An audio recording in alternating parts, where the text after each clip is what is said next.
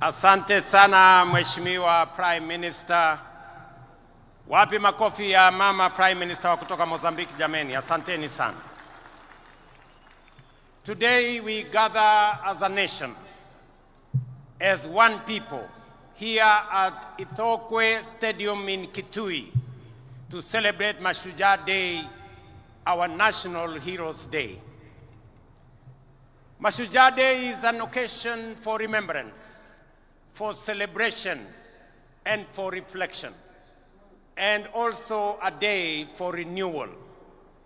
As you all know, yesterday we bid farewell to one of our country's most consequential and impactful sons, a towering statesman, a resolute patriot, and a quintessential hero, the Right Honorable Raila Amolo Odinga, our former Prime Minister. This is the man, the legend, and the Pan-Africanist to whom we dedicate this Mashujaa Day.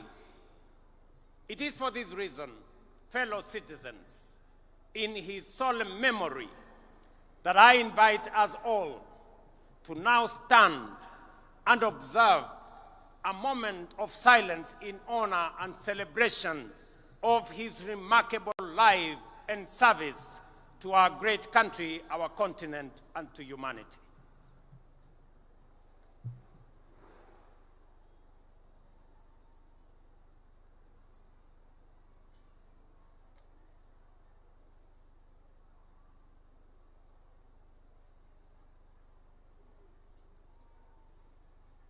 Thank you very much. Thank you very much. Sons and daughters of our motherland, Kenya, Raila Amolo Odinga aspired and labored for a Kenya that is free, that is fair, governed by the rule of law, and filled with limitless opportunity for all of us.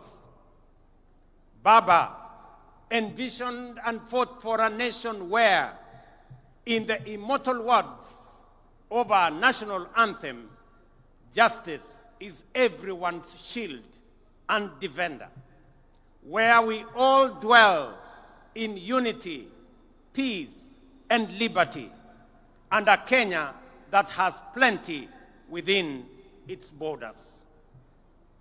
It goes without saying that it is precisely because of great and irrepressible giants like Raila that we find within ourselves the courage and inspiration to go further, to dream bigger, and to pursue higher ideals. For greatness and nobility are never achieved by settling for the ordinary or the comfortable.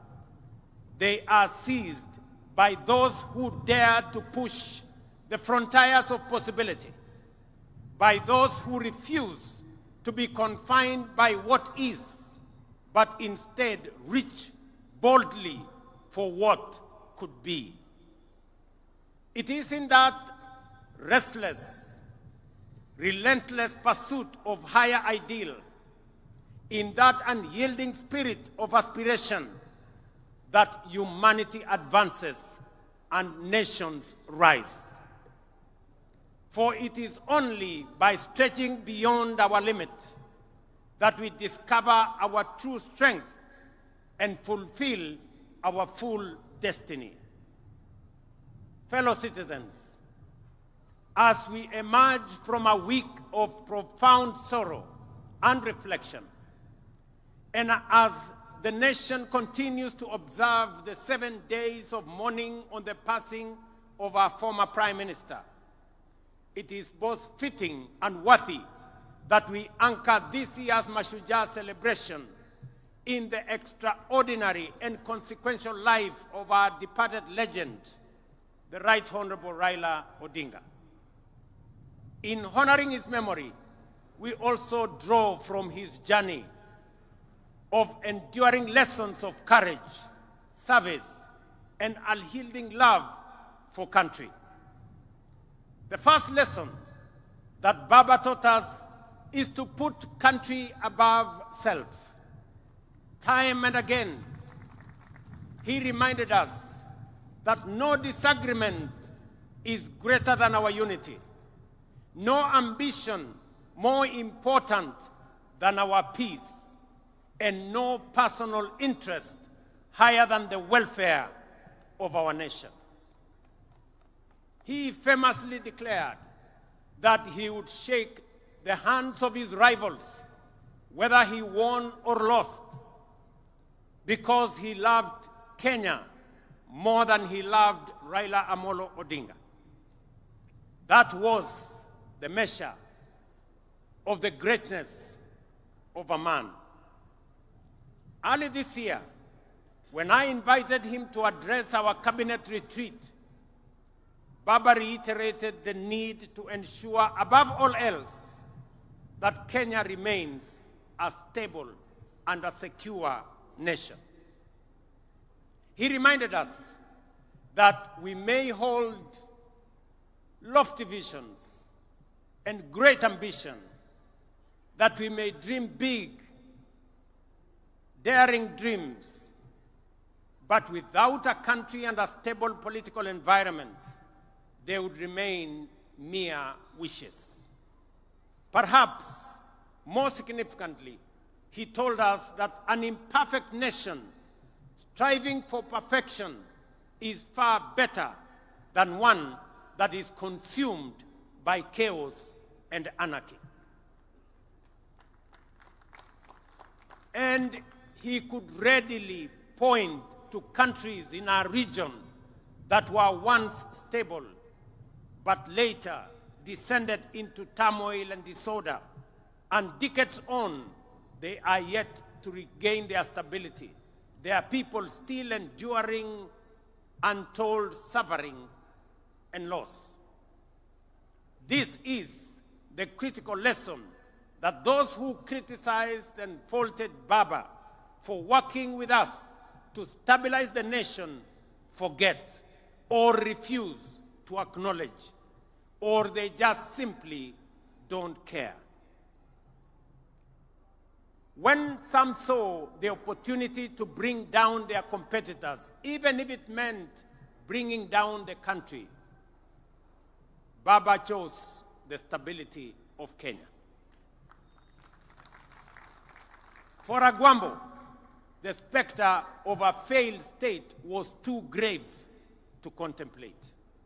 He understood that leadership is not about personal pride, but about preserving the republic, not about victory in politics, but about preserving the stability of the nation we love, Kenya.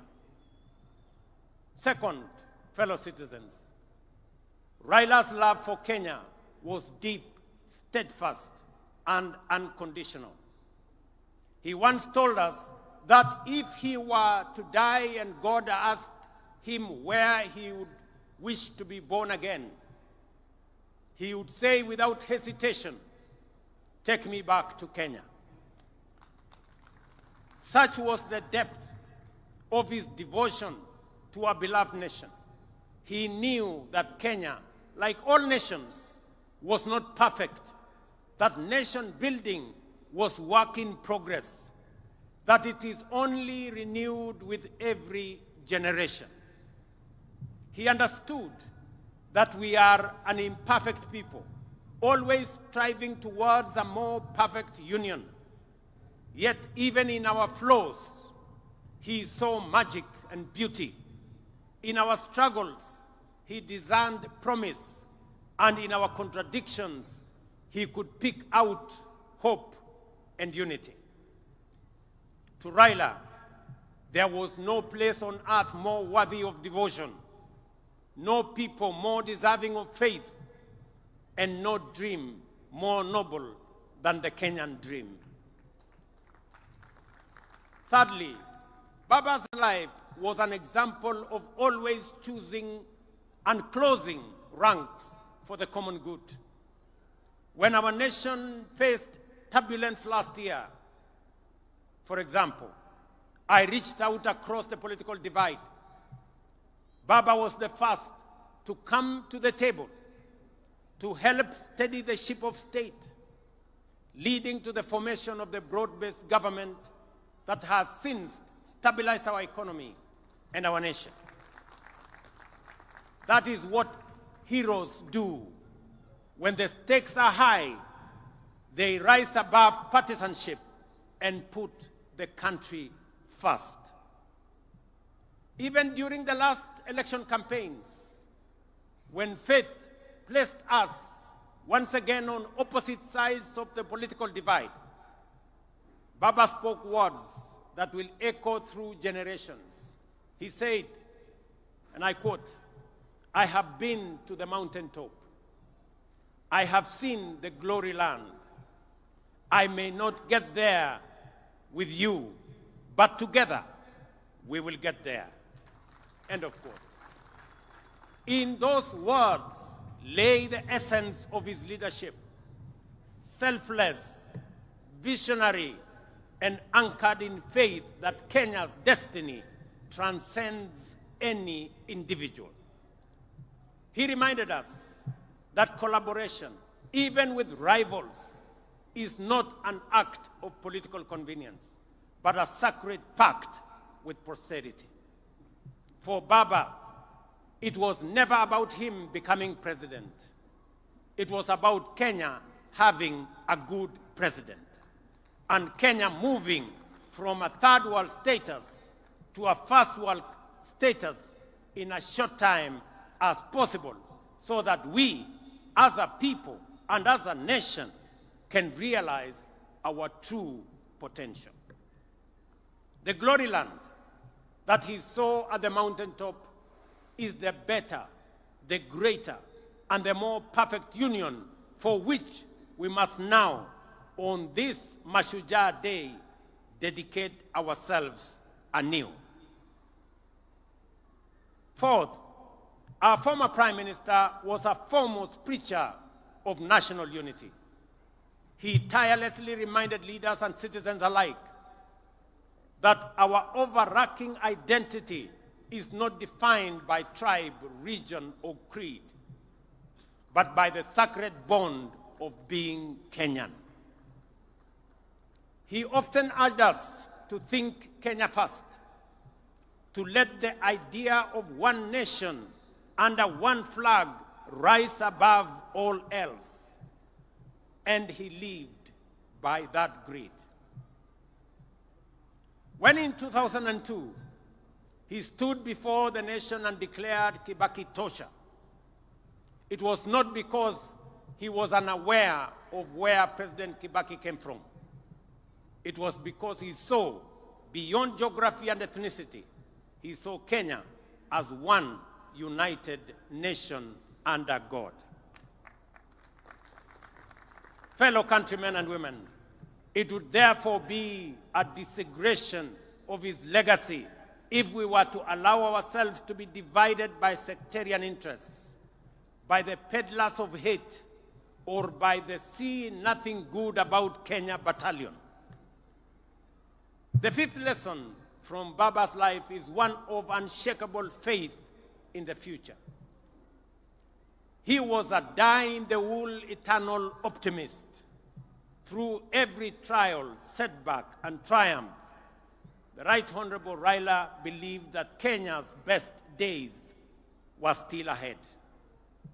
He endured prison, persecution, and political defeat, yet never surrendered to bitterness or gave in to hopelessness. His optimism wasn't anchored on naivety. It was courage in motion. His life was a constant reminder that no setback is final, no dream too distant, and no obstacle insurmountable for a people determined and are united by purpose. At this juncture, fellow patriots, allow me to share reflections on the future of our great country, drawn from my intimate and wide-ranging conversations with the Right Honorable Raila Amolo Odinga in the final months of his remarkable journey, as well as with leaders from across the political divide. In our engagements, Baba often spoke with immense passion and at times frustration about the pace of our national progress. He would often wonder why nations like South Korea, Singapore, or Malaysia, which were once at par with Kenya just a few decades ago, had leapt forward to first world status while we still grapple with the basics. In those moments of honesty and deep introspection, we came to a shared conclusion that the true driver of national development is leadership. And I repeat, is leadership. Not leadership focused on the next election, but leadership that aspires to impact the next generation. Leadership that dares to dream beyond its time and even its capacity. Leadership that is bold, visionary, and relentless in pursuit of the common good of our nation.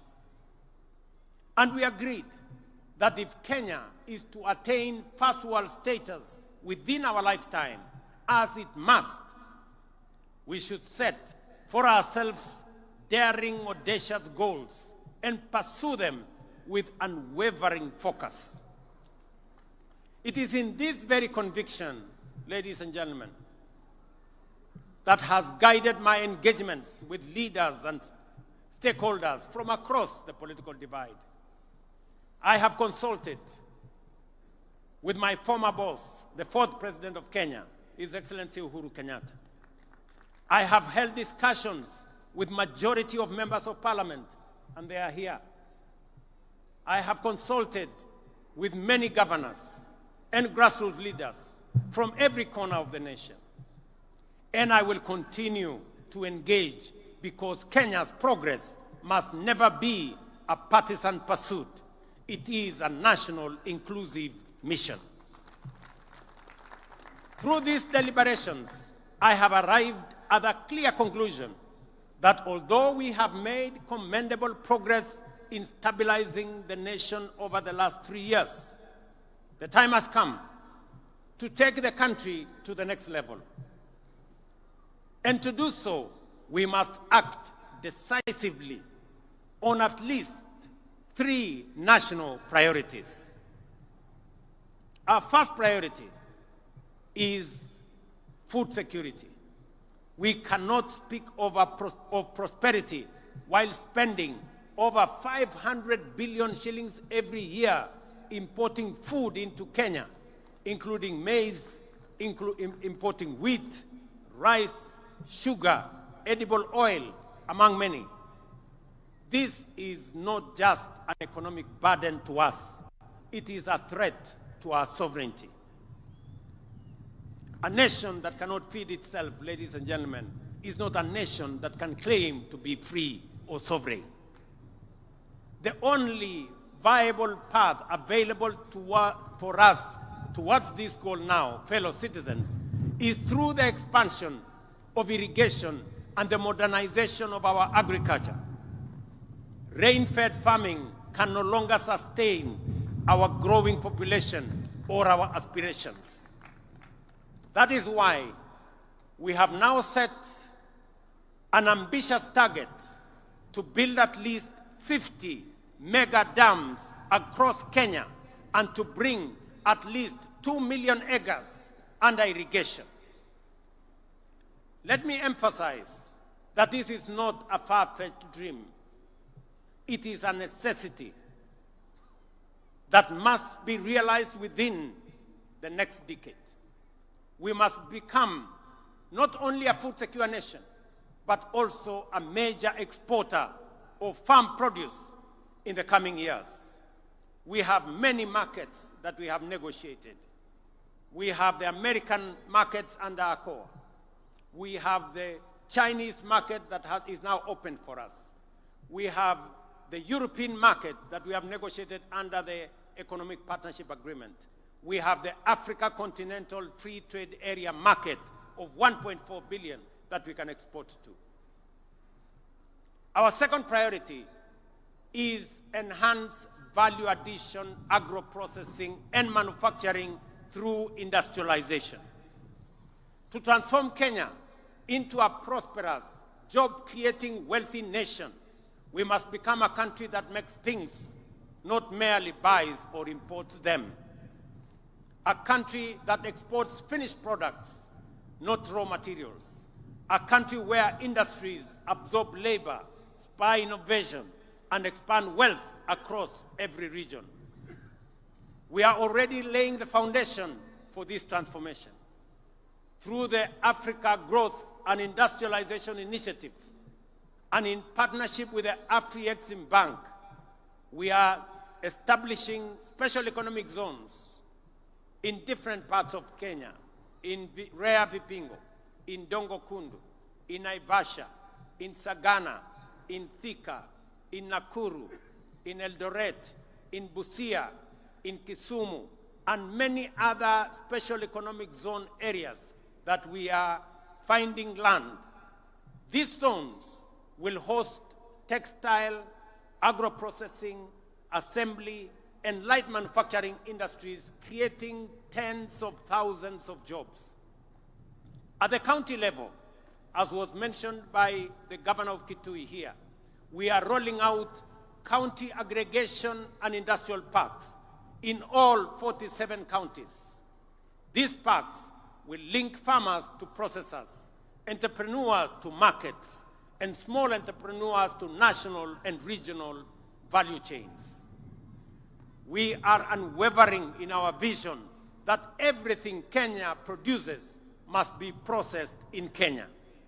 Tea must leave Kenya not as raw leaves, but as packaged excellent tea. Coffee, not as cherries, but as a premium blend for international markets. Cotton, not as lint, but as fabric and fashion.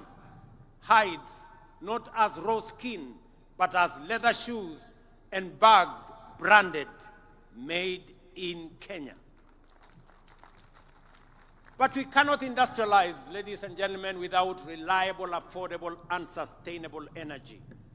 That is why we have set our sights on expanding Kenya's energy generation capacity from the current 2,300 megawatts to at least 10,000 megawatts within the next decade. As a former Minister for Energy, Raila Odinga was a strong advocate for the rapid expansion of our energy capacity through multiple sources, including hydro, geothermal, solar, wind, and also energy.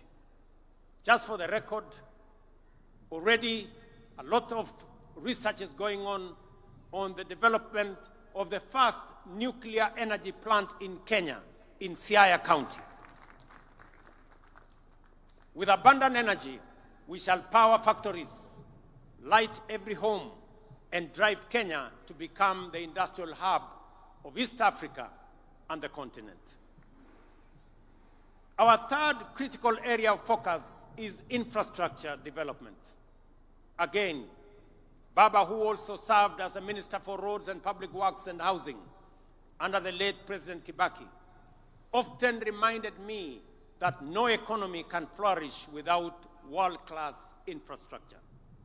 It is in this context that we have committed to dual at least 1,000 kilometers of major highways, including the Rironi, Nakuru, Mau Summit, Eldoret, Malaba Road, Makutano, Embu, Meru Road, Kitengela, Namanga Road, Mombasa, Nairobi Highway, and Maroa, Nanyuki, Isiolo roads, among others, and construct an additional 10,000 kilometers of new tarmac roads linking counties, linking farmers, traders, and manufacturers to markets across the nation, and complete the standard gauge railway from Naivasha to Kisumu and onward to Malaba, seamlessly connecting Kenya to Uganda, Rwanda, Burundi, and DRC, the very heart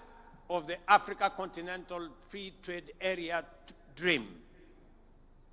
Fellow citizens, to some, these projects may seem too ambitious, perhaps even out of reach.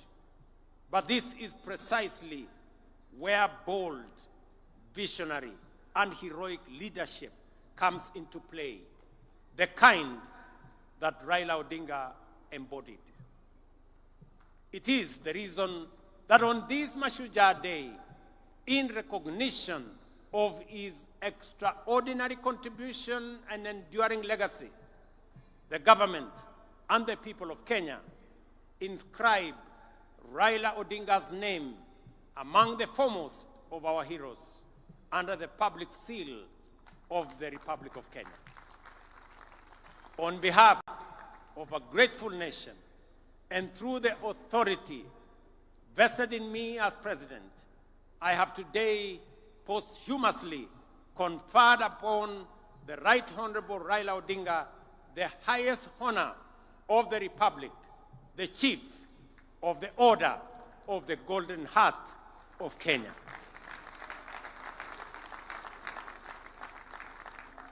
Fellow citizens, I recall that when I spoke during Raila Odinga's state funeral, I wondered, where will another Raila come from? The truth is, there will forever be only one Raila Amolo Odinga, a single spirit, a towering patriot, and a hero for ages.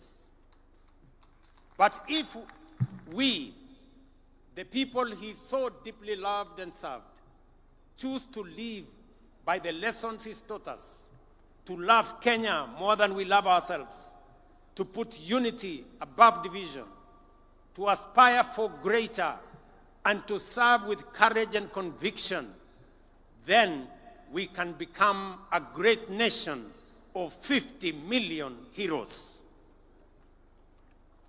And in doing so, Kenya will rise from the heights once thought unimaginable within our generation. That, fellow patriots, is our noble challenge on this Mashujaa Day.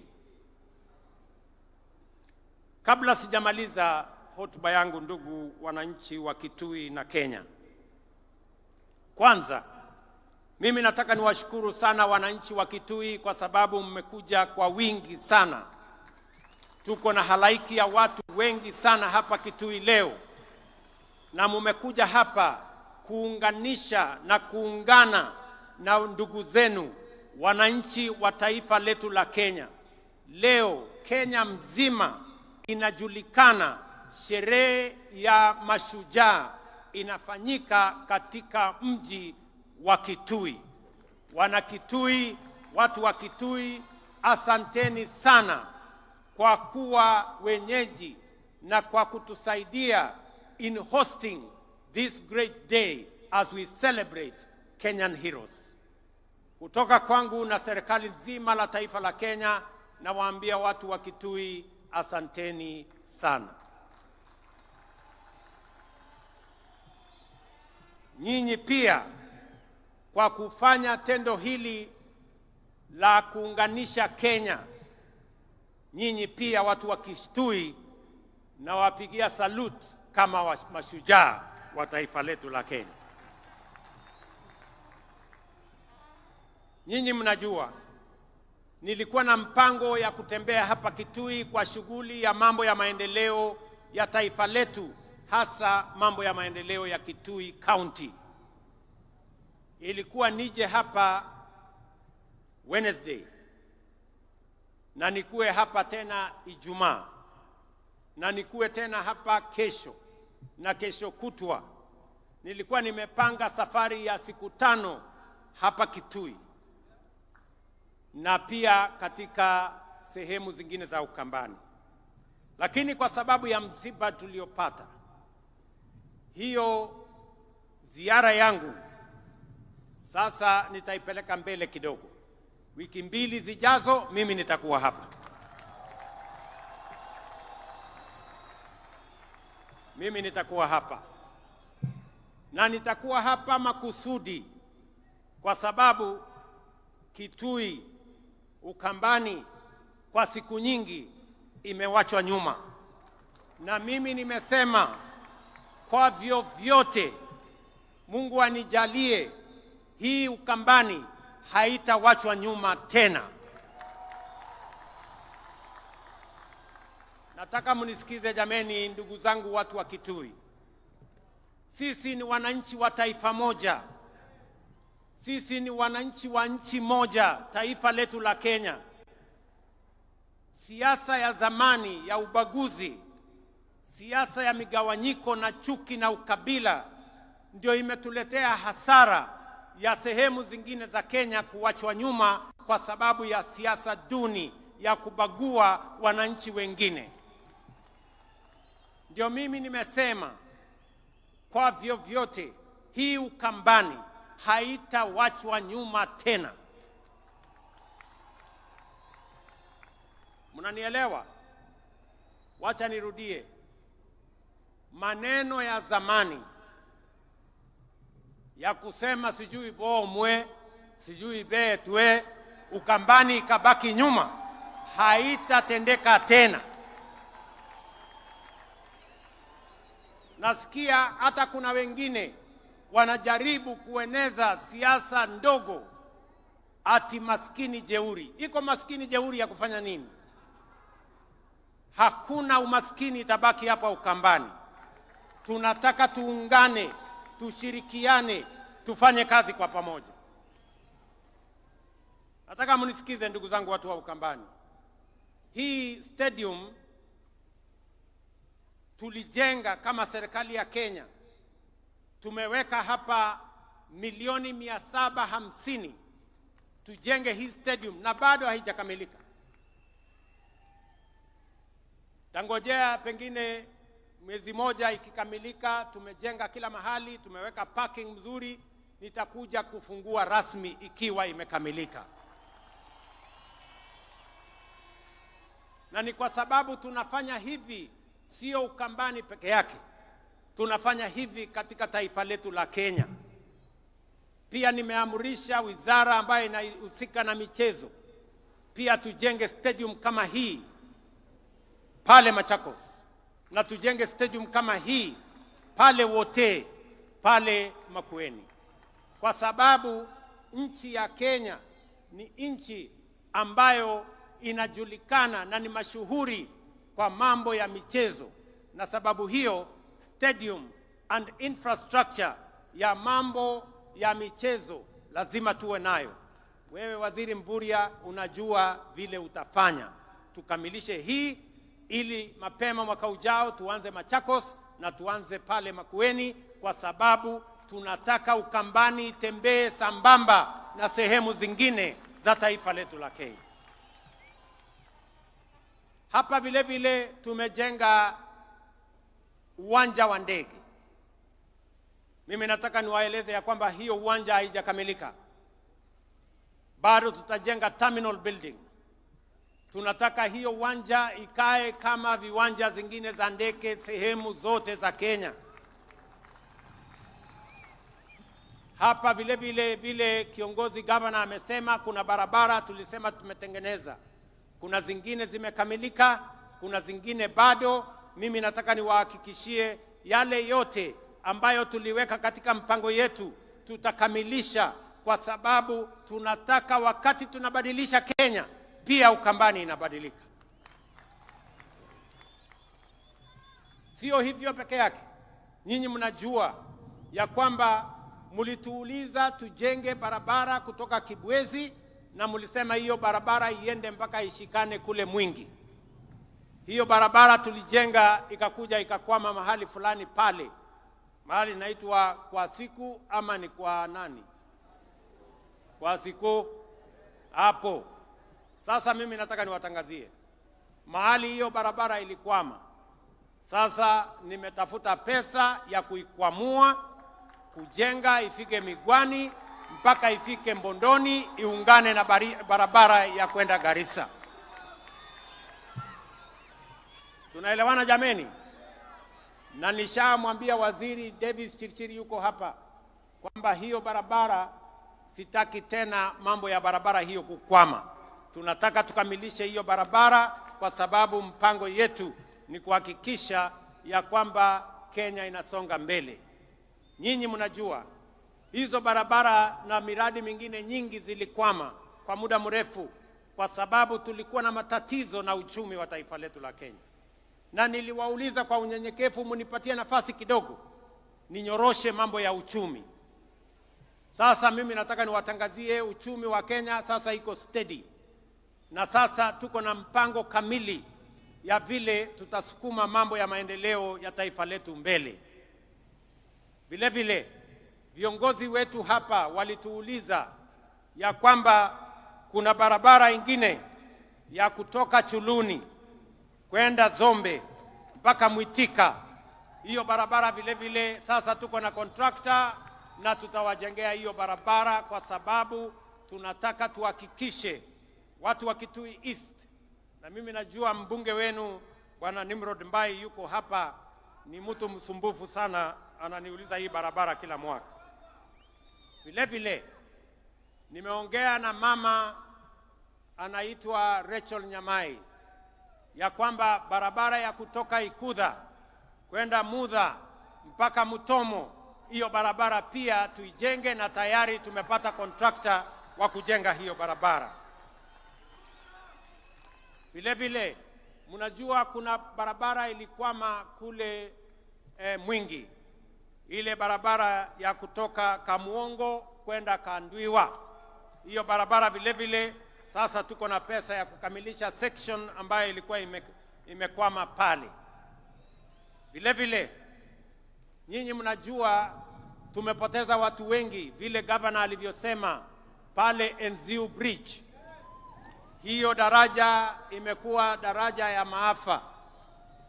Mimi nataka niwaeleze sasa watu wa Ukambani, waziri yuko hapa, nimempatia maagizo na nimesema kabla ya Februari mvua ianze mwaka ujao, hiyo daraja iwe imekamilika, ndio tusiwe tena na maafa katika hiyo barabara. Tumeelewana watu wa Ukambani na Kitui? Vile vile nataka mnisikize kwa makini. Hapa Kitui pia tuko na mpango mkubwa ya kusambaza stima. Nilikuwa nije hapa hiyo siku kwa sababu ya harakati hiyo ya kusukuma stima. Mimi naelewa kupitia kwa viongozi wenu ya kwamba bado tuko na wananchi wengi hawajafikiwa na huduma ya stima. Ni kweli ama si kweli? Sababu hiyo serikali ya Kenya imetoa pesa shilingi bilioni 2.2 kuunganisha manyumba ya wananchi hapa Kitui 16,500 mpya. Between now and February next year, hizo manyumba 16,000 tutakuwa tumeziunganisha stima, na baadaye tutakubaliana, baada ya hiyo awamu tutapanga tena vile tutahakikisha kwamba stima inafika kwa manyumba zenu na tunaondoa giza, ndio shetani ashindwe. Mimi vile vile nataka niwaeleze ya kwamba hapa Kitui kupitia program yetu ya affordable housing markets pamoja na hostels tumewapatia budget ya shilingi bilioni 15 ya Kitui. Tayari tuko na projects ya shilingi bilioni 7. Tuko na soko, mmesikia governor akisema soko kubwa ya Kitui Town. Hiyo soko kubwa ya Kitui Town sasa tutaichukua kutoka county, tutaimaliza na tutakamilisha. Vile vile soko ya Mwingi Town, pia pale Mwingi Town tunataka kujenga soko kubwa kwa sababu mji wa Mwingi ni mji mkubwa. Vile vile kuna soko ya mahali inaitwa Kalundu. Ni mnajua mahali Kalundu iko. Na soko pale Kabati pia tunataka kujenga soko kubwa, na vile vile Mutomo tujenge soko kubwa. Alafu tuko na soko zingine 10 katika sehemu mbalimbali. Soko yote tunajenga hapa Kitui ni soko 14 mpya ambayo itasaidia wakulima wetu waweze kupata mahali ya kupeleka mazao yao isiharibike. Tuwe na storage, tuwe na cold room, tuwe na mahali ya kuuza, mahali kuna heshima, mahali kuna maji, mahali kuna stima, na mahali wale wote wanaofanya hiyo biashara wanaweza kuendesha biashara hiyo bila ya matatizo yoyote. Vile vile sasa tumepatiana kandarasi ya hostels ya vijana katika TVET zetu, universities hapa Kitui. Wanafunzi 5,600 watafaidika kutoka hostels ambazo tumetangaza kandarasi na tutajenga in the next 1 year ziwe zimekuwa complete. Mimi naelewa vile vile kwamba hapa Kitui tuko na shida ya mambo ya maji. Kweli si kweli? Mnajua tuko na damu kubwa hapa Thwake, na hiyo damu imejengwa muda mrefu. Mimi sasa nataka niwatangazia kwamba tumepata pesa bilioni 9 ya kukamilisha hiyo damu ya Thwake. By April, May next year, that dam will be complete, na itasaidia watu wa Kitui, watu wa Makueni na watu wa Machakos. Tutaweza kupata maji ya manyumbani na maji ya irrigation. Na ili kuondoa chafu, nyinyi mnajua hiyo mto ambaye inatoka Nairobi ndio inaleta maji mpaka hapa Kitui. Pia kule Nairobi ndio tusiwaletee maji machafu. Kule Nairobi tuko na mpango kubwa ya kusafisha Nairobi River ambayo inaendelea saa hizi. Tuko na vijana karibu 40,000 wanashughulika na kusafisha Nairobi River ili maji itakayotoka kule iingie hapa Kitui, iende Thwake, isiwe ni maji machafu. Tuhakikisha kwamba mnapata maji masafi ndio tuweze kutumia manyumbani na vile vile tuweze kutumia kwa mambo ya kilimo. Vile vile umesikia kiongozi wamesema ya kwamba pia Umadam. Hii Umadam ilianzishwa miaka 15 iliyopita. Sasa hii ni aibu kidogo.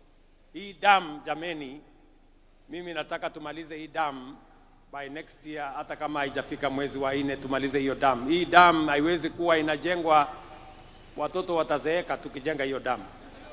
Kwa hivyo mimi nimemwambia waziri, na waziri yuko hapa, Bwana Muridhi, mambo ya hiyo dam, whatever it takes, we must get the resources and complete that dam, kwa sababu watu wa Kitui wanahitaji maji kutoka dam hiyo ya hapo Uma. Na vile vile niwaeleze ya kwamba tayari tuko na mpango ya dam ya High Grand Falls ambayo iko kati ya kaunti yenu ya Kitui na kaunti ya Tharaka Nithi katika sehemu ile ingine. Katika zile dams 50 ambazo nimesema tutazijenga, mega dams just like Thwake, one of them is going to be the High Grand Falls Dam that we are now planning on how we are going to complete that dam. Nataka kusema mambo mawili ya mwisho.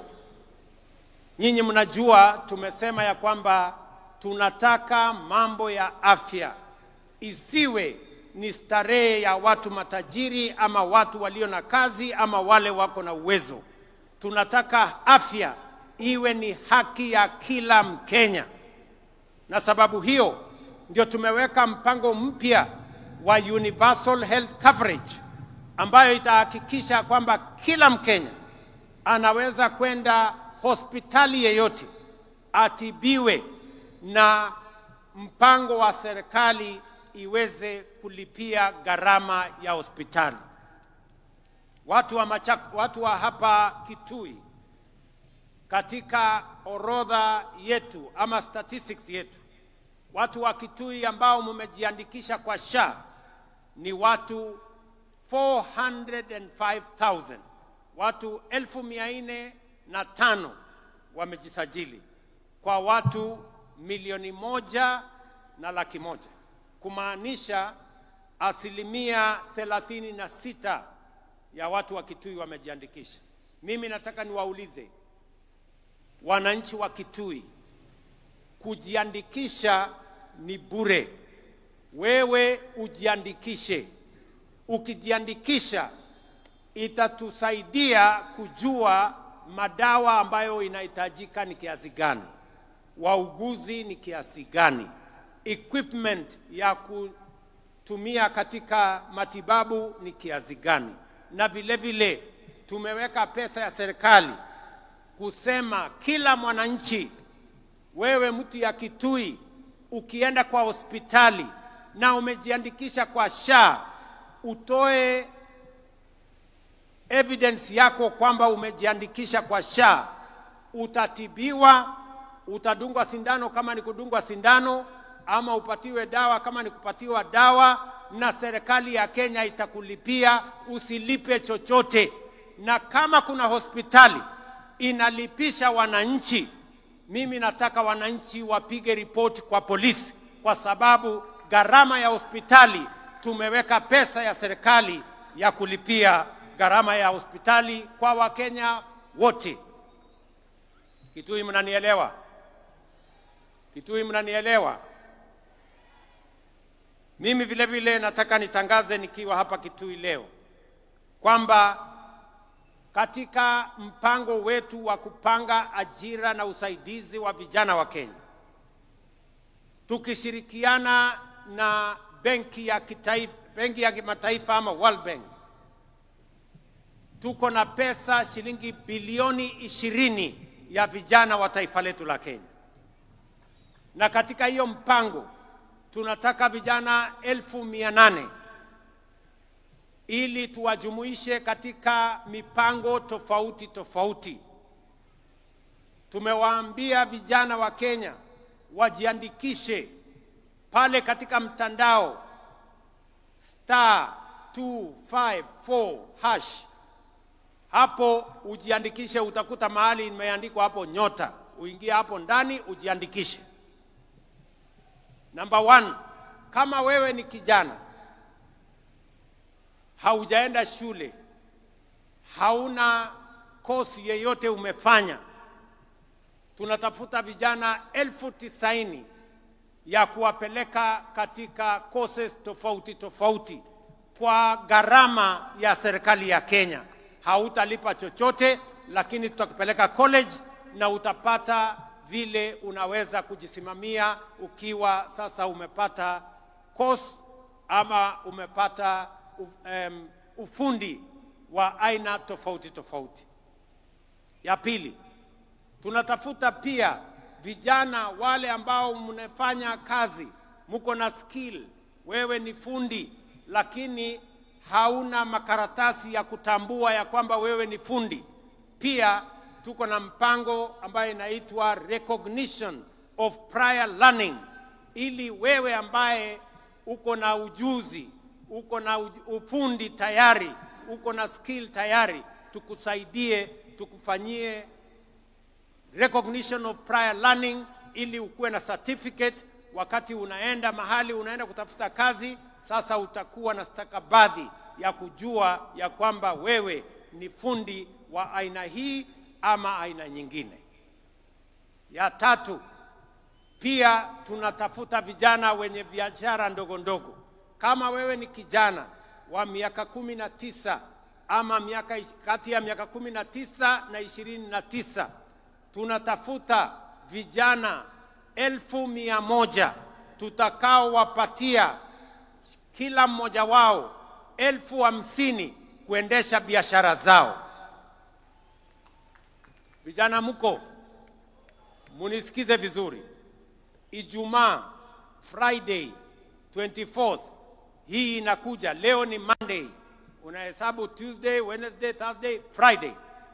Katika kila constituency tunafanya verification ya vijana ambao wako na biashara, ili tuwasaidie na pesa muweze kuinua biashara zenu, ili mchangie katika kuzalisha uchumi wa Kenya, ndio sote tuungane tufukuze umaskini katika taifa letu la Kenya. So on Friday, there will be verification in every constituency in Kenya. The 290 constituencies, there will be verification of the young people who will then benefit from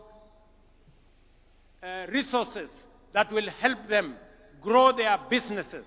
And I am asking that in this verification, we are looking for 100,000 young people so that we can give each one of them 50,000 shillings for them to enhance their businesses wherever they will be. And I want to ask all leaders, viongozi wetu, magavana, wabunge, MCAs, tusaidiane ili vijana ambao wanafaa kupatiwa hizi pesa tuwatambulishe, ndio tuinue hali ya uchumi ya vijana wetu, wakati tunazidi na kupanga vile vijana wetu wote watajumuika aidha kwa biashara ama kwa kazi, ndio tuweze kusukuma taifa letu la Kenya mbele. Mwisho, na mimi nataka niseme tutaanza disbursement ya hiyo pesa tarehe 4 mwezi ujao. In another 2 weeks, we will now start the disbursement of the money to the youth that will have been identified beginning 4th of next month, 4th of November, in the coming 2 weeks, so that we can run that program and see how many young people can benefit from that program. Hapa Ukambani, mimi najua kilimo yenu kubwa ni mambo ya pulses, cowpeas, na ile peas zingine zote pamoja na ndengu, na vile vile matunda, oranges, pamoja na mangoes. Na nishaongea na viongozi wa sehemu hii. Governor wenu Malombe nishaongea na yeye, anajua, we spoke sometime last year on a comprehensive plan of making sure that those agricultural products that can be manufactured from this region are elevated and become part of our bottom-up economic transformation plan to make sure that every part of Kenya, kama tunasaidia wengine kwa mambo ya kahawa na chai na sukari na mahindi na ngano, hapa Ukambani vile vile tunaweza kuwainua kwa yale mimea ambayo yanazalishwa katika sehemu hii. Ndugu watu wa Kitui, mimi nataka nimalizie kwa kuwauliza jameni. Na wauliza ninyi watu wa Kitui, nikiwauliza ndugu zetu wote wa taifa letu la Kenya. Imefika wakati katika taifa letu la Kenya, vile nimesema, tuwache kuagiza vyakula kutoka nje. Inawezekana tuzalishe chakula ya kutosha Kenya. Tunatumia zaidi ya bilioni 500 kila mwaka kuagiza chakula kutoka nje. Na ndio nimesema, ili tuweze kuhakikisha kwamba tunazalisha chakula ya kutosha, ili tuweze kuwa na products ambazo tutatumia katika masoko ile ambayo tumepata, ni lazima sasa tuwe na pesa ya kutengeneza dams ama mabwawa ya maji 50, yale yanaitwa mega dams, ndio tuweze kuzalisha chakula kutokana na kunyunyiza maji mashamba yetu, because all indications are that we are slowly exhausting land that we can generate food from rain-fed agriculture. That is why we need to build 50 mega dams, even if it will cost us between 900 billion and 1 trillion shillings. That money we can raise here in Kenya. We need to generate more energy. We cannot industrialize. We cannot be a manufacturing country if we have only 2,300 megawatts of energy. We need to generate, at the minimum, 10,000 megawatts so that we can power our industries. We can power our agro-processing and value addition and create products that we are going to export to the markets that we have already negotiated. And thirdly, we must build infrastructure. The late Raila Odinga told us, you cannot be a progressive first world country without first world infrastructure. We need to do more roads. That's why I've said we need to do 10,000 kilometers of tarmac. We need to do more dualing of roads. We need to do our airport. We need to do infrastructure that is going to support the progress and the prosperity of our nation. I want to ask us, I am asking leaders here in Ukambani, I am asking leaders, members of parliament from across Kenya, governors from across Kenya, I am asking political leaders from across Kenya that we hem in together, we rally together and lift this nation. Kenya is ripe for transitioning from a third world country to a first world country because we have what it takes and we have the resources that will lift this country forward. We will be moving to Parliament for us to set up the National Infrastructure Fund, a fund that is going to be funded from our taxes, from proceeds, from privatization, and from other development partners, so that we have a dedicated fund that is going to drive our energy generation, the construction of the dams, the construction of infrastructure, the same way other countries have done. And together with that, we are also going to set up a fund that is going to look after our future. We are going to set up a fund that is going to preserve wealth for the next generation of Kenyans, so that everything we generate today, we don't consume today. And I want to ask leaders from across Kenya that together, united, we can lift this country to the next level. I want to ask all our political leaders, there is time for everything. Jomo Kenyatta told us, as we celebrate the heroes of today, we must be architects of the future. And together, we can design a better future for our nation. Ndugu watu wa Kitui, sijui kama tumekubaliana tutatembea pamoja ama mnasemaje Kitui? Kitui tuko pamoja? Kitui hoye! Kitui hoye! Mnasema tutembee pamoja? Mnasema tuungane kama Wakenya? Pamoja. Tuache ukabila. Tuache chuki. Tuache migawanyiko. Tuungane. Wangapi wanasema tuungane jameni, watu wa Ukambani na watu wa Kitui? Asanteni sana. Ninawapenda sana. Nawatakia baraka ya Mungu. Thank you very much and God bless you. Mheshimiwa Rais, mabibi na mabwana, kwa heshima naomba sote tusimame kwa wimbo wa taifa na wimbo wa Jumuiya ya Afrika Mashariki tukiongozwa na bendi ya majeshi. Bendi tafadhali.